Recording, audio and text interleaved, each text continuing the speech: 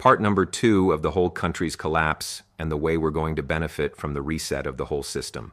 Like and subscribe, the $1 investor. How the dominoes could fall. Here the video outlines a plausible sequence. Overextension in one major asset class triggers investor losses, margin calls, forced selling. As stocks drop, bonds and other safe assets begin to falter too, because yields spike, inflation creeps. Real estate suffers as borrowing costs rise and property bubbles pop. Credit markets seize up, banks tighten lending, corporates struggle, unemployment rises. Global trade slows, emerging markets collapse, supply chains break, accentuating the downturn. Because so many people are invested and leveraged, the social-political fallout is severe. Retirements hit hard, consumer confidence collapses, government budgets blow up.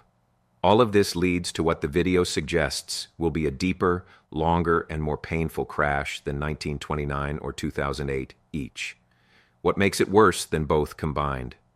This scene ties the thesis together. Why worse than both combined?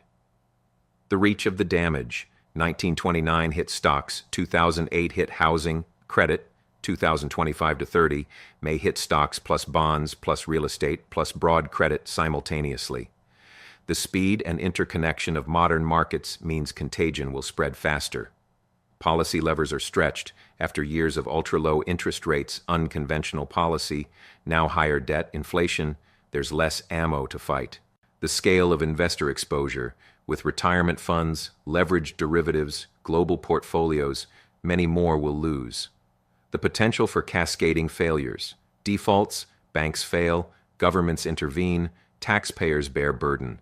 All of these combine to argue that the next crash could beat the worst of both 1929 and 2008 in terms of depth, breadth, and pace. What to watch and possible signals. The video then suggests key warning signals and what to monitor. Rapid drop in multiple asset classes at once, stocks and bonds. Sharp rise in borrowing costs, yields, and credit spreads. Real estate price declines accelerating globally. Major defaults in corporate or sovereign debt. Policymakers sounding alarms or using emergency tools, which means we're already deep. It emphasizes it's not enough to watch just the stock market. You need to watch the whole financial ecosystem.